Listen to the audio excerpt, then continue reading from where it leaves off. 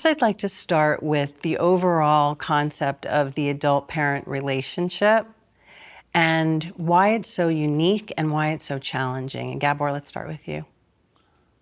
Well, it's unique because no other relationship starts off so entirely unequally and then is meant to become at some point an equal relationship between two mature adults. As a matter of fact, it's the only relationship that begins with one partner being 100% responsible for taking care of the other, and towards the end of life, perhaps, that second person now becomes the caretaker. And all that while they have to negotiate unresolved hurts and misunderstandings and issues that come in the way of the natural connection between those two partners. So there's no relationship that starts off so unequally, move towards equality, and then perhaps in a certain sense move towards inequality again in terms of caretaking responsibility, all the while demanding mutual respect. What's the term, the expression, the child becomes parent to the man, right? The child is the father of the man. Well, I take that to mean in some ways that who we are as children governs in many ways who we become as adults. But it's certainly, there's certainly also some adult parent-child relationships where there's been a role reversal and the children have been parenting the parents for a long time, but that's a whole other thing. I would just add to what Gabor said that it's also unlike other relationships in a few other ways. There's really no blueprint for how it's supposed to be. Right. You know, we don't need each other in adulthood in the same way that we did, which is why many people live perfectly well, estranged from their parents or their adult children. Now, there may be grief about that. There may be a tremendous sense of loss. Some people are more blasé about it. But the fact is, once the equality, the parity has been reached developmentally, what nature intends is that the adult child can take care of themselves and that the parent stops parenting as a verb. They don't stop being a parent. And we see this, I think, reflected in the fact that, I don't know if we're the only ones talking about this, but it certainly is a niche that we are able to fill. If you go into any bookstore, look at the parenting section. How many shelves of books upon books are there about parenting from conception to college drop-off? Right. And then there's also books about the end of life, saying goodbye to your dying parents. And then there's a few books about, recovering from the narcissistic abuse your parents gave you. But what about just the general course of things, all of those decades in between? What are we supposed to do with them? So that was a curiosity, I think, for both of us that set us going down this path of exploring it. What was behind the curiosity? Sheer misery.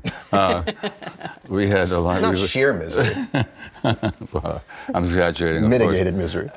Mitigated sheer misery. Intermittent. We've had a lot of issues in our relationship, and it was actually somebody associated with Omega who at some point suggested to us that we might want to do a workshop about this, and we did. And those people like yourself who've watched the video of us talking on the evening of our first event, you see the misery right on stage, along with a whole lot of great stuff and communication and respect and so on. So the fundamental dynamic or motive was our own particular stuff. But the dynamics are hardly unique to us, so they're fairly universal.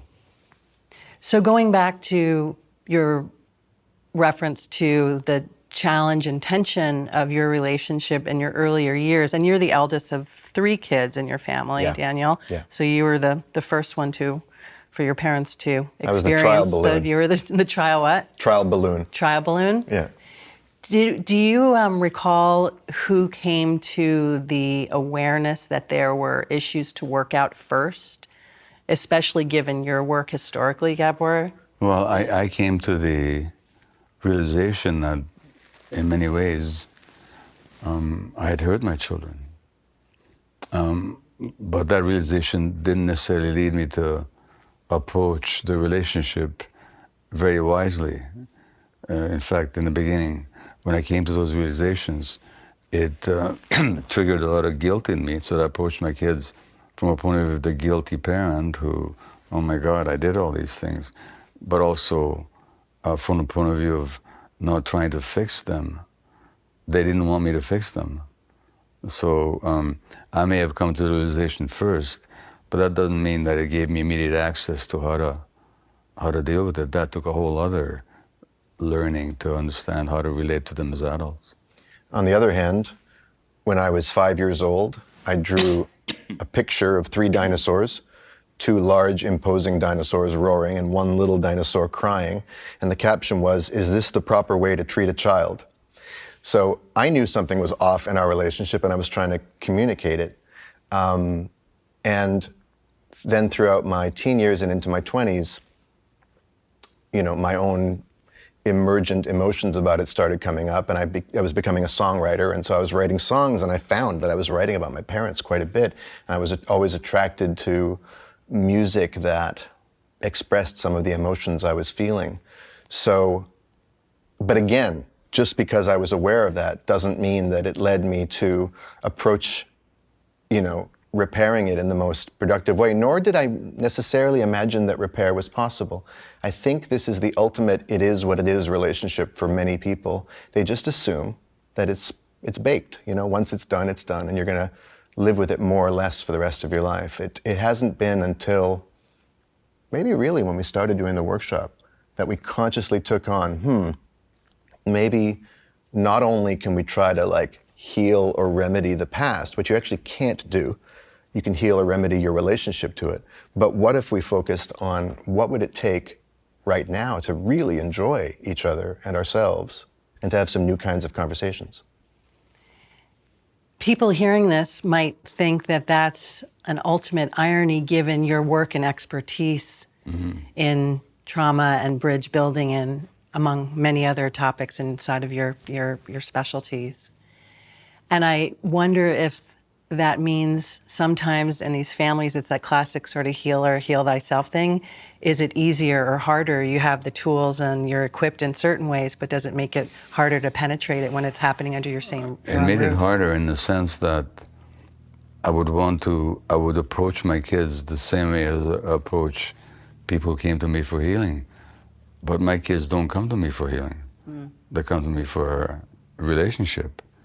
So if I show up as the quote-unquote healer, I'm purely polluting the relationship with something that doesn't belong there. And so they used to just resist and resent that, justifiably. And as for me, it's one of those issues that used to trouble me quite a bit, that I can help the whole world and I can't help my own kids, But that's part of the point of the learning here, is that our kids don't want us to show. Our adult kids don't want to show up.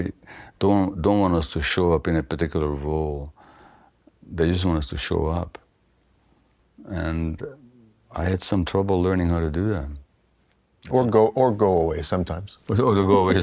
Yeah. To know when the time is right. As the case may be. Yeah. I mean, and from this end, one of the difficult. I mean, look, I get messages from people all the time, especially now that the book's out, genuinely expressing a very fond wish that their parents would have been as conscious and aware of trauma dynamics and as gentle and as compassionate and as wise when it comes to this stuff as my father. And I can completely understand that. And in many ways, I'm very, very fortunate and blessed that there is a vocabulary, at least in this family, and some kind of invitation to have that conversation. At the same time, the vocabulary preceded the shifts in being and the shifts in awareness and behavior in the moment, which created in me a real wariness, because you're talking the talk, but I don't feel it. I can't feel it, and that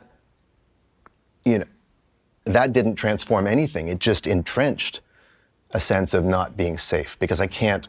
And it's confusing, right? It's completely confusing, and it makes me want to have nothing to do with any talk of healing or trauma or anything like that, or mindfulness, like whatever my dad would recommend to me to help ameliorate my various kinds of woe in my adulthood, like reading Eckhart Tolle or something. It just no, that's your thing, Don't stop trying to change me or fix me, which, I'm sure was not what he would wanted me to take from that.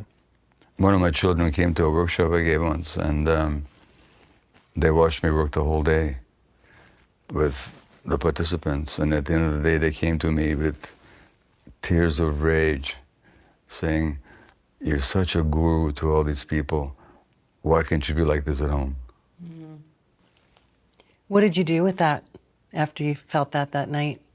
Oh, I totally understood what they said. Yeah. I totally got it. I totally got it. And, you know, they were right.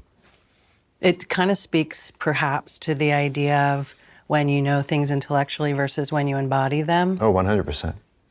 And, you know, one thing I'm finding, the more I progress in this work and the more I do my so-called mental chiropractic work with people. Are you okay, Father?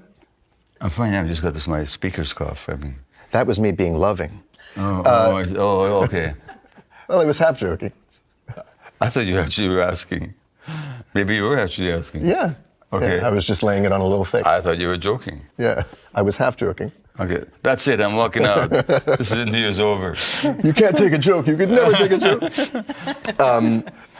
Well, when it comes to, like, what's the difference? How do you get across that finish line from knowing something intellectually to embodying it? It's all well and good to say, okay, I need to embody it. But how do you do that?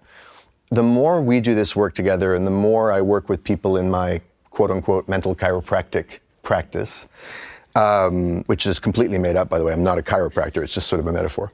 The more I find that intention is really the key to get over that hurdle, because you have to make it important enough to embody it. Like, if something is important to you, you prioritize it and you ignore other things. If you have to get across town because a loved one is in a fire and you need to save their life or wake them up to get them out of the house, well, you know, if you get an email on the way, or even, you know, if someone tries to get your attention, you automatically go where the intention is. And so we actually get comfortable in these stuck habits, and there are payoffs to them that we can examine if we want to be honest about it, you know. So what it takes is actually getting sick and tired of the same old, and then wondering how else could it be. Gabor, do you think that everybody has the ability to, I'm going to use the word shift because that's kind of what I'm getting It's a from what great word Daniel for it. said. Do you think that everybody has the ability to shift to the degree that they can do better bridge building inside of their dynamics with their parents Well, and let kids? me make a distinction between capacity and ability, okay? Capacity is the inner resources or the possibility. Ability is a bit more specific. It means, can they actually do it? Are they able to do it? Right now. Yeah, and that depends a lot on circumstances.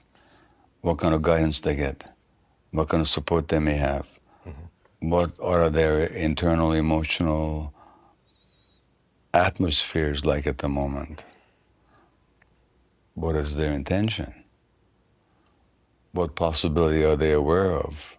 So, yeah, I think we all have the capacity in the sense of potential. Ability, that takes some doing to get to the point of being able. Well, what's the synonym for ability is skill. Yeah. And we are talking about building new skills.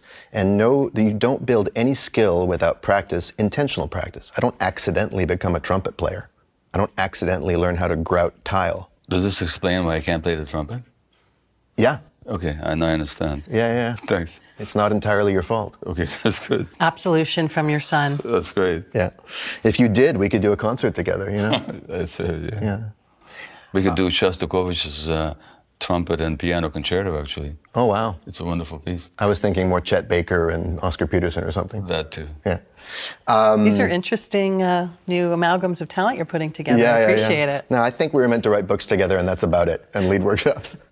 I think there's probably plenty of people that would listen to this conversation and this type of offering and find it enviable that there are parents and children in this world that are able to even attempt to even have this conversation and even to have this language, because there's so many that can't. So what do you say to people when one person is in that dynamic and is not capable for a variety of different reasons that I'm sure you can name? is that we both have learned, I think, that it's not 50-50, it's 100%, 100%. In other words, I can make a shift with internal to myself, whether or not the other person comes along, that changes the relationship, at least changes my experience of the relationship. So it doesn't depend on the other person. Now, it's also the case that if I make this shift, if I make myself 100% responsible, not for the relationship, but for my relationship to the relationship.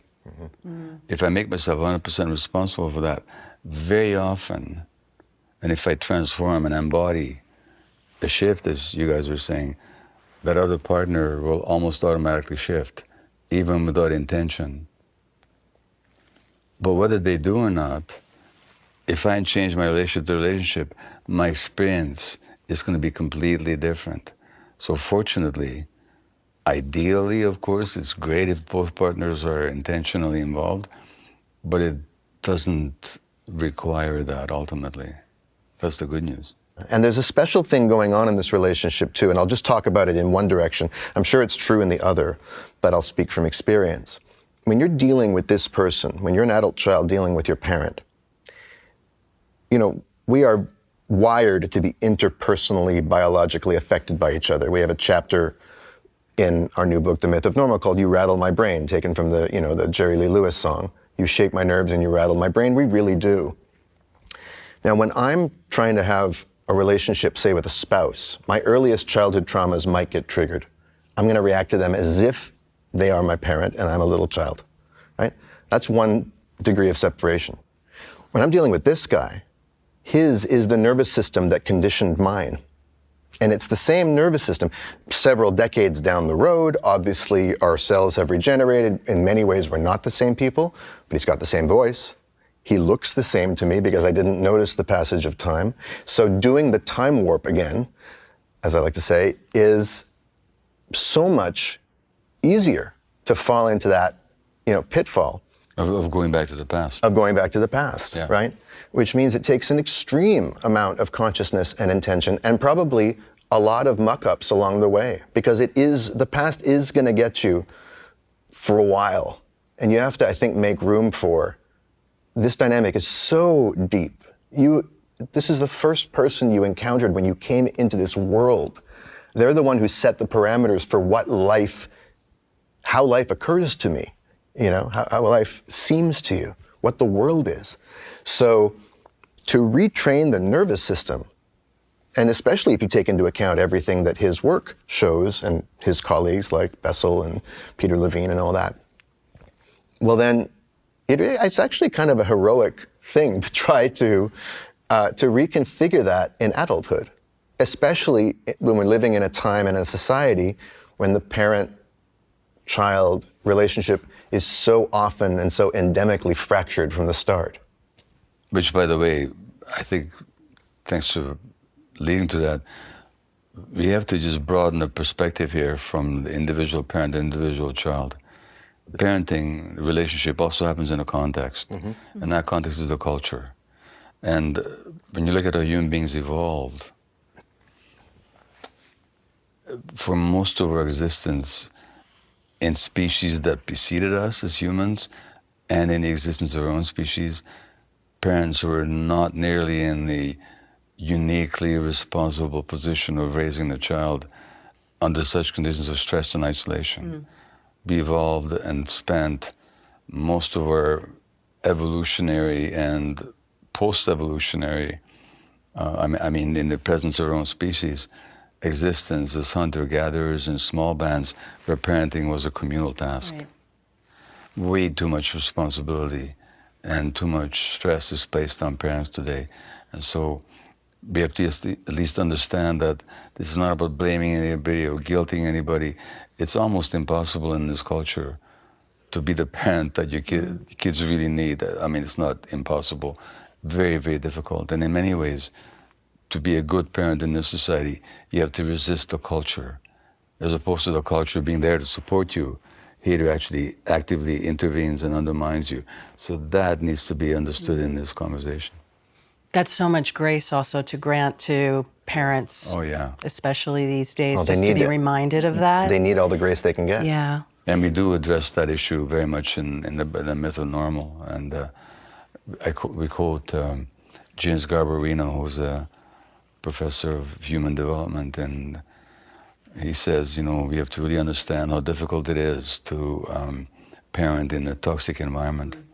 And he wrote that in the 1990s, and it's so much more toxic now. Little did. Yeah, and there's going to be a lot of Everybody know. adult children around out there saying, well, okay, but I don't want to let them off the hook. It's got nothing to do with letting them off the hook. First of all, you're the one who's on the hook when you're holding on to the resentment, number one. But that will be the case sometimes for a while. You have that anger, and your experience of your childhood is made no less acute or excruciating or Raw. or raw or traumatizing, Yeah. nor the ripple effects throughout your life up until this moment, all of the relational havoc,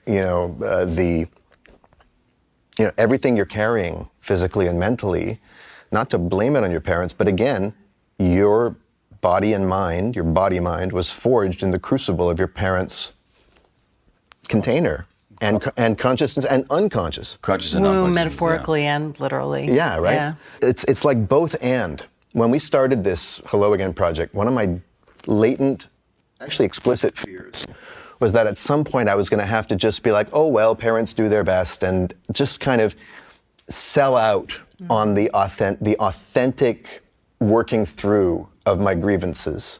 You know, that I was going to have to sort of make a moral, like there was a statute of limitations or something. Now, ideally there would be, but you actually have to reckon with them honestly. Do you mean griefs or grievances?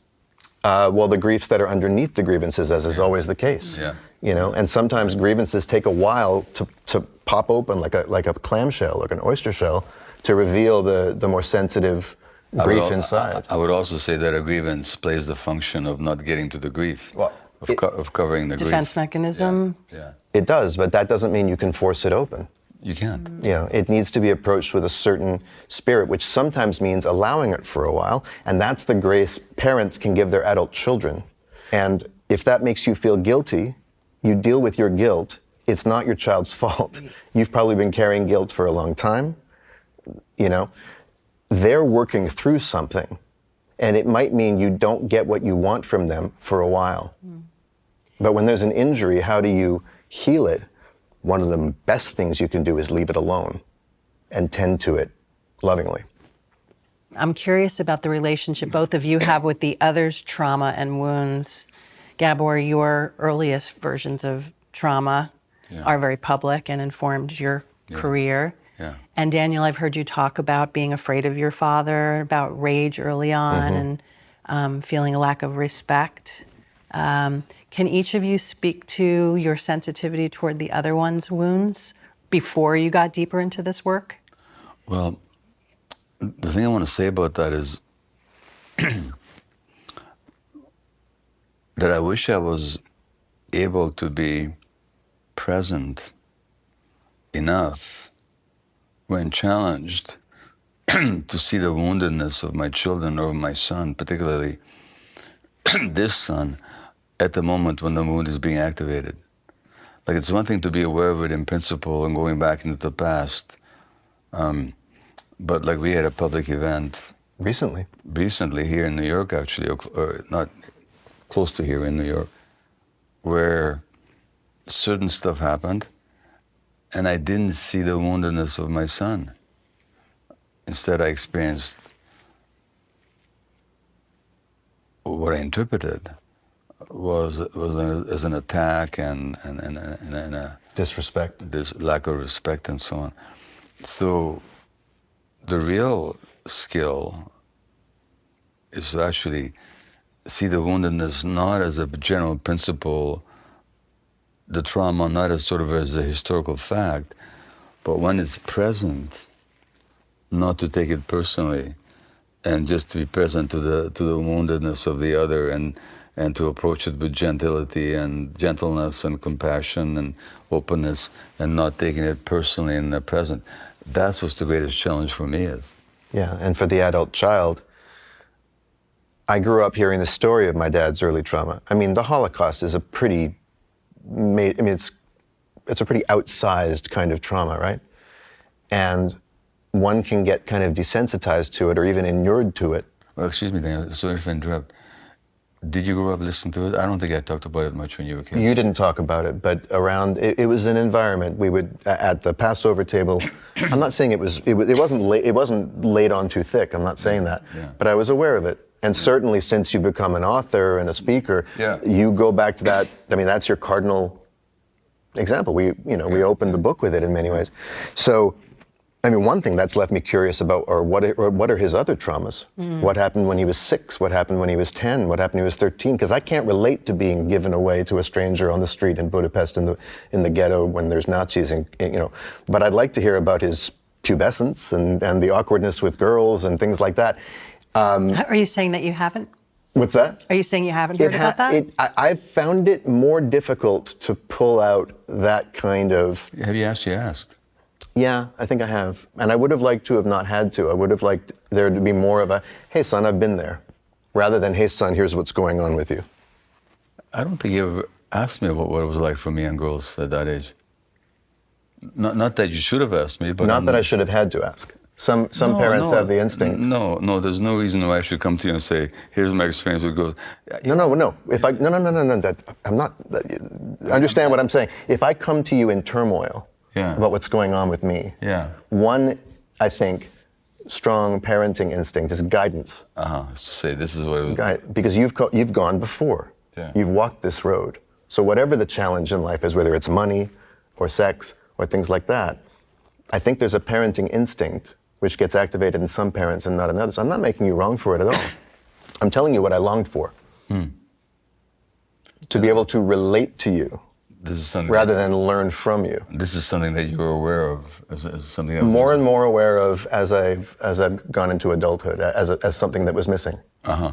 Yeah. And I'm enjoying more and more that I can actually relate to you. But for quite aside from that, for the adult child, when you become aware of your parents' early traumas, there can be sometimes a tendency to say, like I said, well, does that let them off the hook? And I think what's underneath that is this grievance. They should have given me what I needed. And I don't want to give them an excuse for why they didn't. And I think, again, the capacity to hold two things at once. On the one hand, I unequivocally, non-negotiably needed something, and they did not give it to me. Whether I think they withheld it or they just were incapable, again, not able, unable, right? I didn't get it. And I have all kinds of emotions around that, and sometimes those emotions are directed towards them, on the one hand. On the other hand, they're a person with a history, and they came into parenting at a certain time in their young adulthood, probably. In my case, they'd never been parents. You can't make the resentment or the grievances go away necessarily overnight, but you can temper them with some awareness and balance them out so that they no longer dominate. And I do think an awareness that, you and I were speaking about us, but I can say, and I have my mom's permission to talk about that relationship, which also has to be a part of this, right? Because it's not just fathers and sons. Her childhood I can relate to a lot more than his. It's less rarefied. She just grew up in a stressed home with confusing and confused parents who were really doing their best but had their limitations. And I know those people, right? So that has been something that I can picture that. It's very hard for me to picture what he went through or to even imagine it. It's unthinkable to me. That begs a question about relatability, accountability. You're talking about paradox, number one, the idea of holding these two spaces of compassion and of a need for attribution or whatever. It's complicated. So there's that piece that you just mentioned. Then there's the piece of relatability. And Gabor, I'd like to ask you this, in all due respect, Daniel, of what you just said, does it matter? Are there other ways to find relatability, like just the compassion for your parents' experience or your kids' experience, even if you can't relate to it? Does that help to find your way inside the healing process? I don't like to prescribe anything to anybody, and prescriptions don't work, so I would never say to anybody, you should, etc., because there's no shoulds. What I do find is that the more people heal their own stuff, the more automatically they relate to somebody else's experience. That's very true. And the more automatically they have compassion, and the less grudge they hold. You know, because grudges come out of the fact that I'm hurt. Right. If I heal, if I'm less hurt, the past doesn't change, but how I relate to the past and how I relate to the person who was in my past changes. If I'm less hurt, there's less to have a grudge about. And ultimately, if I completely heal, there's nothing to forgive anymore, because if I completely heal, if I'm whole, then I wasn't damaged, nothing was taken away from me, there's nothing to forgive. So I do think that's what you're asking about relatability is a function of healing, not a prescription. And as a child who's given to grievances, I think that's absolutely true. And I think it's borne out by the fact that lately, especially since the book has come out, I haven't wanted as much from you. You know, something has been completed for me. Now, we did have some eruptions a few months ago, but it's the difference, I think, between repair and reparations. An adult child who is incomplete in themselves secretly is afraid that they're still a child and will always be a child, and that their parent is hiding the key somewhere. I wrote a song when I was 24 years old that I put on an album that I released and then never distributed because I was a little embarrassed of it. The chorus hook was, I will not be truly free until you give me time to be my own man. Now, in a sense, there was truth there. It's like I wanted some space. Please understand, please give me some space and grace. On the other hand, there was a demand in there that you pay me back what you didn't give me. And that debt, even if it existed, it could never be repaid because you can't change the past. And the more I insist on it, the more the interest accrues, and I'm the one paying it. You know, resentment is when you drink the poison and want someone else to get sick, that old cliche. So as I've gotten more complete with my past, which paradoxically enough means getting more viscerally connected to the pain and my experience of the pain, not his reportage of the pain, not the facts of the matter, because as we all know from the work of a certain Dr. Gabor Maté and others, trauma is not what happens to you, it's what happens inside you and how you experienced it, which we often lose touch with, which is the trauma, right? The fracturing.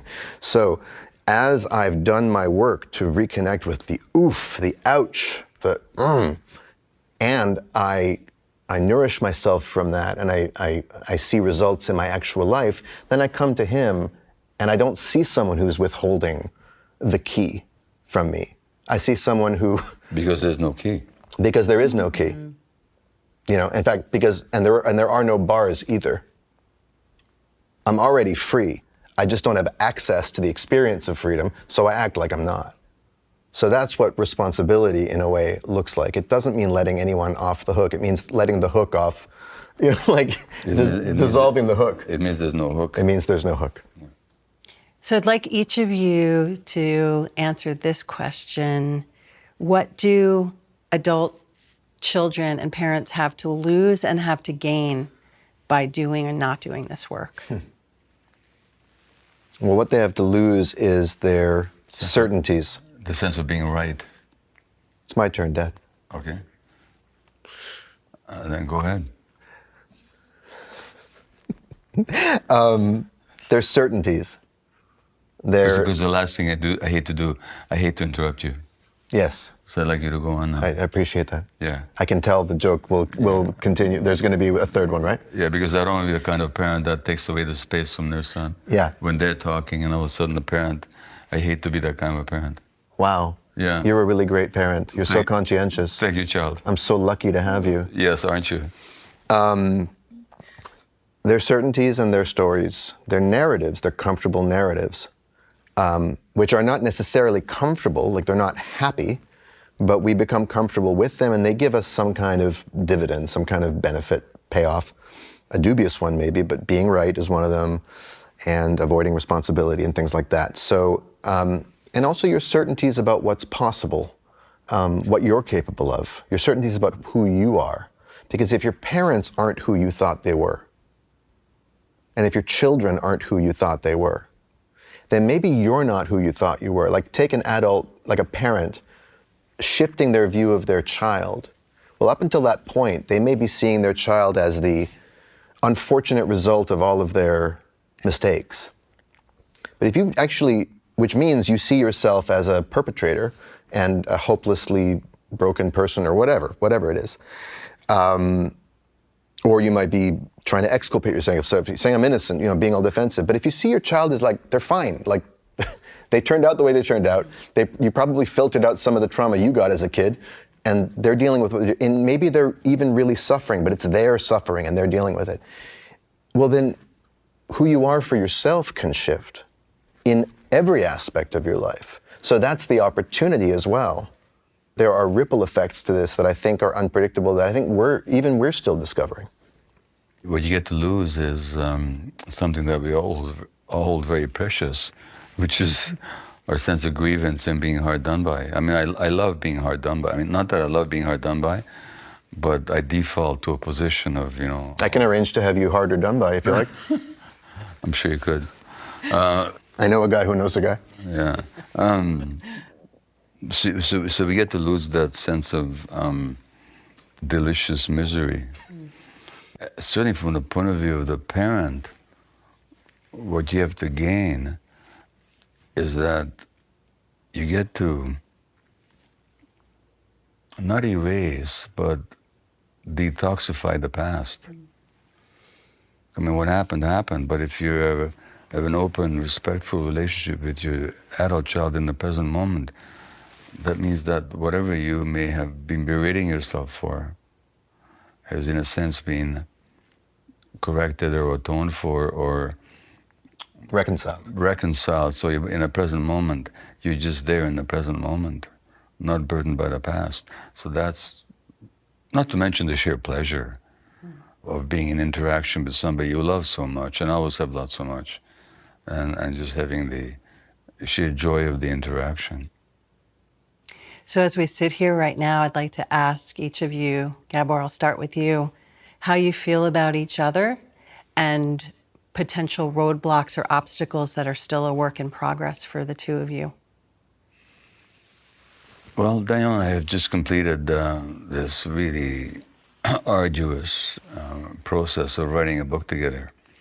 It took us 2.5 years. It was the biggest challenge of my life. And I could not have done it without Daniel.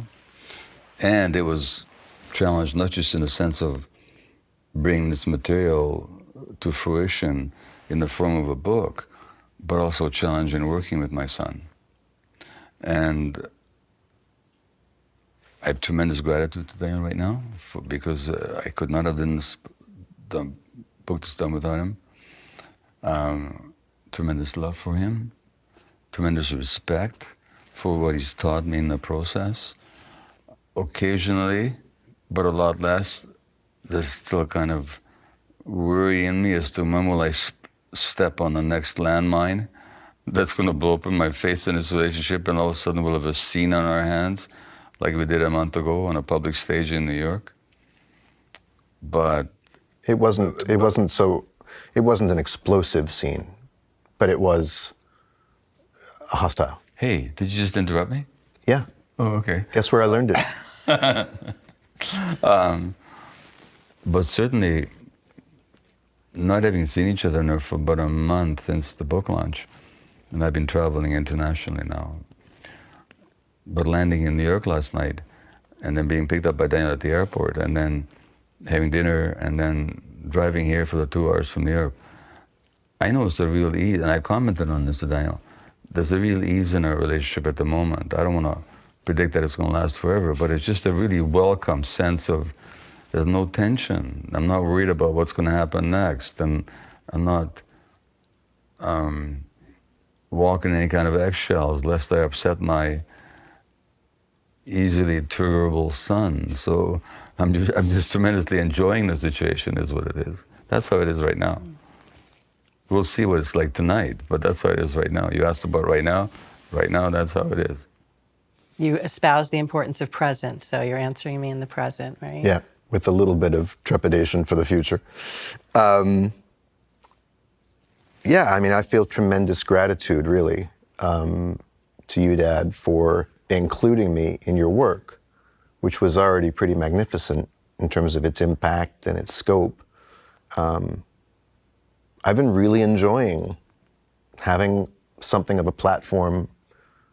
You know, it's not yours, it's mine. And I'm enjoying that it's not yours, it's mine. Mm-hmm. And I'm feeling more secure. I mean, and what was happening just before the book came out is that all my insecurities about were coming up to be detoxified, really. And I was acting them out, and it was a little chaotic for me. Both in body and mind, I was having all kinds of flare-ups. But the reality of it actually is I can hold my own. And if I can hold my own, then I can hold my own around him, and then I'm not so concerned with how he's going to show up. And here's the other thing that I often forget to say. When I actually sort through all of the negative memories and all of the traumatic impacts, what's left are a whole bunch of really lovely memories of the vibe that we're describing now, the ease, the playfulness, the enjoyment of verbal, fisticuffs. We used to wrestle together, like physically wrestle, and I just loved it. He could make me laugh so much. He told me stories. I delighted in his cleverness. He was playful and spontaneous. And that was not only occasionally, right? It's just that the inconsistency of it was the thing that created, a wound. But when I can tend to the wounds, then the healthy flesh is also there. And I can draw on it to continue and expand that stuff. And now I'm an adult, so it's a different kind of play. We have 3 rapid fire questions that I'd like to ask you. We ask all of our guests here on Dropping In. So the first one is, Gabor, if you had one wish to grant our viewers and our listeners, what would you wish for them? Wake up. And Daniel, what about one wish that you could grant for yourself? I can't grant the viewers a wish? If you'd like to. I would grant the viewers a fresh start at whatever they're sick of. An experience of something new. Not having your worst expectations confirmed. What would I wish for myself? I mean, it's kind of banal, but as many more years as possible to enjoy this ride and to see where it goes. Gabor, would you like to grant yourself a wish? Yeah. It's that I find the presence that has nothing to do with what I do in the world. That is unconditional and not dependent on activity. And finally, for either or both of you, what would you like our listeners and viewers to take away? One thing from this conversation, if only one thing today. What a couple of swell guys. Yeah. The possibility of depth and learning and transformation is always present. How it is not your fault. How it could be, you have no idea. And saying yes to what is and what could be is worth it. You were about to interrupt me at the